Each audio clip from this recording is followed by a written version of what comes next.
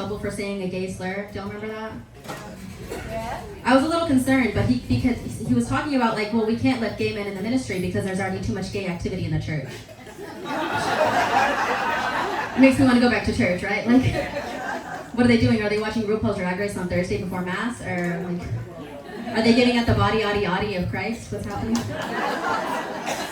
They changed the homily to like H-O-T-T-O-G-O. Like, what's going on there? I'm into it, though. I'm into it. I came from a big Catholic family. My mom is one of 17 children. That's a lot, right? That's a lot. That means I could pee in the grass over there, a baby would just pop up. A little Cabbage Patch Kid, so be careful. Which is why I'm really grateful for my birth control. You're all familiar with it, you're all on it. It's called lesbianism, right? Super effective, pretty nice. But you know, sometimes for those of us, especially if you grew up in the South, you grew up in a conservative family, it can be hard to come out, right? But I was super fortunate, like, it's actually pretty easy for me to come out as gay to my family. It's harder for me to come out as a vegetarian than it is for me to come out as a lesbian. Because, like, my family doesn't care that I eat pussy, but when I eat tofu, suddenly they're like, we didn't raise you this way. It's pretty funny. I get tired of the dumb questions people ask you, though, you know? Like, you know, sometimes you get those door-to-door salesmen, and they always want to talk to the man of the house. Oh, yeah. And I have to be like, all right, he might bite you, though. Cooper, go get him. He's a good dog. I don't know if you guys know this, but being gay used to be considered like a mental health disability. And part of me wishes it still was. Just so I could call into work gay, you know? So I can't come in today, I'm feeling really gay. You know? No, I don't have PTO, but I do have HOMOs. I gotta stay home and ice my hand. It's really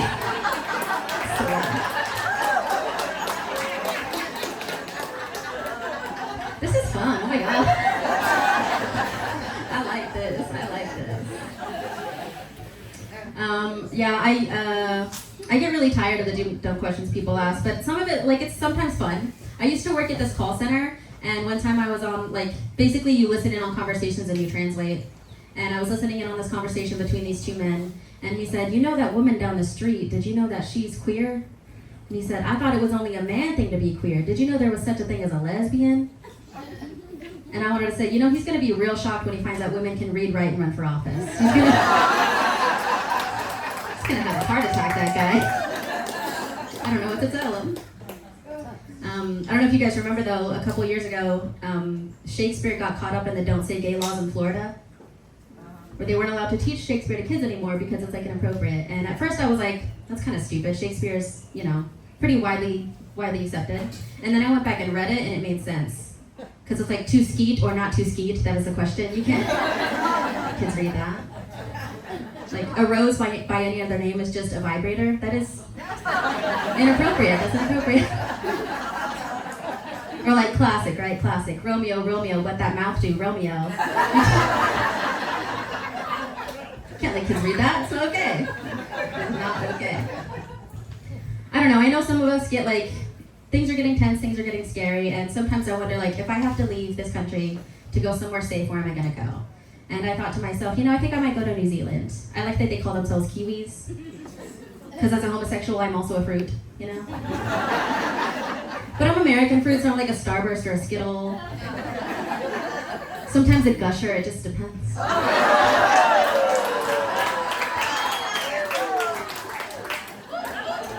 My mom is proud of me. She is proud of me. I don't know at what point I should mention this, but I did. I got a divorce last month during Pride. Homophobic, right? Super homophobic. Not my fault, but it's okay. But the funny thing about my divorce is that I started making a lot of content about like what happened during my divorce, like the affair my wife had and stuff. And they were really unhappy about that. My wife and her affair partner, and they sent me the following letter that I would like to read to you now. Cease and desist demand. Dear Selena Martinez, this letter is in regards to your following activities: ongoing defamation and slanderous posts to social media since July 5th of 2025, including full names, photos, and personal information such as location, workplace, without informed consent to share such information. Your actions have become unbearable. They had an affair. Right. and these activities are in violation of my right to be free of such harassment. This serves as your legal notice to cease and desist these activities immediately, all caps, as well as any other actions, blah, blah, blah, legal action, blah, blah, police. This matter is not open to any further negotiation or discussion. Sincerely, Brittany Jackson and Kelsey Snipes. Oops.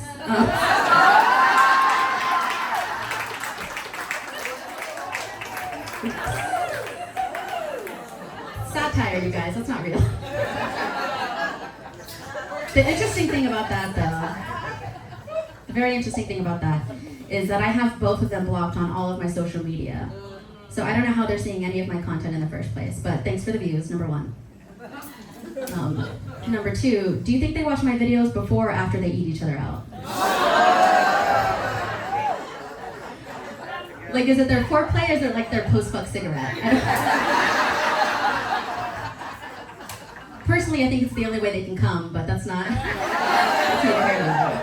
that's not a threesome I would consent to, though. Certainly would not be into that. I'm gonna be honest though, a little bit after my divorce, it was kind of hard. I was kind of struggling mentally, just because I wasn't used to, like, I was with this person from the age of 20 to 32, so it's a long time. I know I look so young. Thank you so much. If you guys want to take guesses afterwards, we certainly can.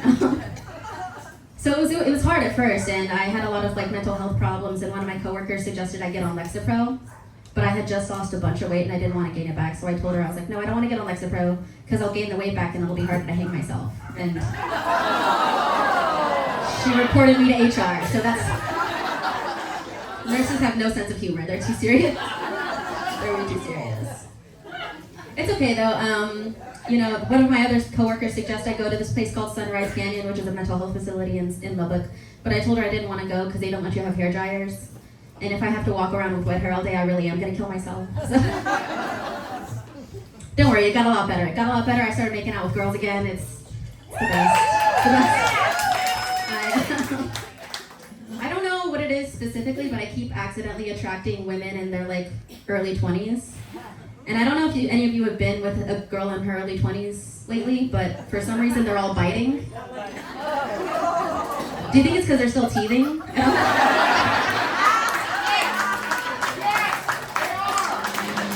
I don't mind, but I've gotten really good at covering up hickeys, I'll say that much.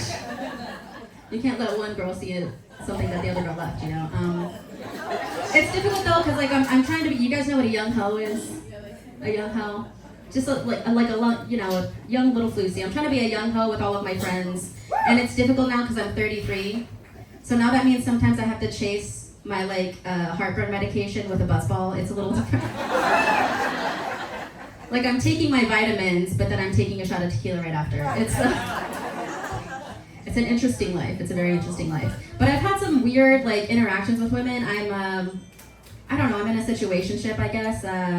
I was trying to set boundaries with this girl, and then she just ended up sitting on my face. So it's an accident.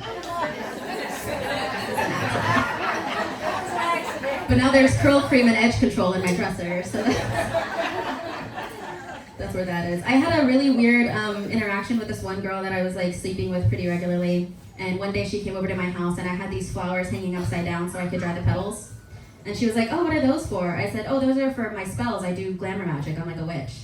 And she was like, oh, I wish you hadn't told me that because I'm very Christian. And I said, oh, that's interesting. So you draw the line at witchcraft, but you have no problem sucking on my toes. I spit in your mouth, but God forbid I do a little spell. Okay. Real weird, some of these girls. I don't understand.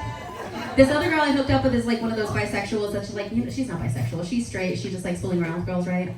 And then I had sex with her, and like halfway through, we're like both down to our underwear, almost fully naked. Like I already had my hand down there, and then she's suddenly like, oh, I'm celibate. And I'm like, okay, that's fine.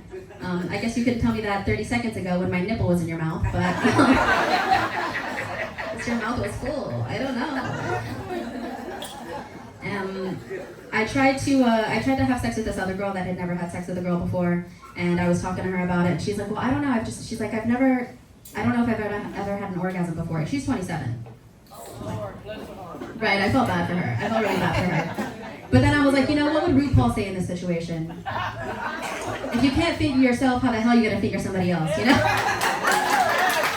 Can I get an amen? All right. Even though I am a lesbian, I do get a lot of dick pics. It's kind of funny. But I get them from my straight friends, like my straight girlfriends will send me pictures of dicks that men send them. And I usually like to tell men that, like, if you ever do that, I want you to know that that girl has sent that picture to 4 of her closest friends. And we're keeping a spreadsheet. We're sending it to Elon Musk. We're collecting the data. It's very important. One time my friend sent me this picture of this guy's dick, and he put it next to a Roku remote, and it was the same size. So use the DirecTV remote, guy. Come on. Get it together. You want to feel bad for them, but then you don't, because they always say stupid shit. They're like, women are like locks and men are like keys. Because a key that can open many locks is a master key, but a lock that's opened by many keys is a shitty lock. But they need to update that metaphor. It's 2016. That got pushed to start. Don't put the key in, just push the button. Just keep pushing the button. Push the button until the car's right. They won't find it. They're so stupid. They're so stupid. I was in this Uber the other day. I've been having car trouble, so I've been taking Ubers a lot. I don't know if you guys saw. I have a rental right now. I'm so ashamed because I drive a Subaru, but my rental is like a Kia. It's really sad. But I was in this Uber the other day, and the guy was like, "Do you think you were born to be a lesbian?" I was like, "I don't know, dude. Do you think you were born to be an Uber driver?" Like, you drive a Prius. I thought you were also gay. What do you mean? What do you mean? I don't know. I do want to say a couple things. Like, as I'm getting older, my body's changing. You know, like when I was younger, I used to have like nice, normal nickel size like nipples. But now that I'm older, they're penny size. But not like a regular penny. The kind of penny where, like, you go to an amusement park or a state park, or you put the quarters in the machine, you crank it, yeah. Comes out long and it says, like, remember the Alamo. And it's just 6 Flags over my titties, just like, Hoover Dam, that's a long nipple. It's different. And now they never get hard together and never for the right reasons. Like earlier when I was driving on the highway, one got hard, and then 2 seconds later the other one, I was like, what is it, girl? Are you sensing danger? Is there a speed trap ahead? It's the game warden? Okay. I do want to give you guys one little piece of advice that I think is important. I want everybody to be safe and to take care of themselves. So if you're someone who interacts with penises, please wear condoms. And for the rest of you, please clip your fingernails.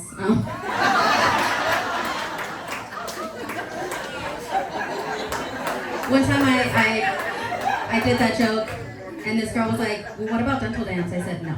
I'm not going to use a dental dam, because trying to eat pussy through a dental dam is a lot like trying to eat a honey bun through the wrapper. Like, sure, the calories don't count, but it doesn't taste the same, right? All right, that's my time, you guys. Thank you so much. I've been seeing you guys.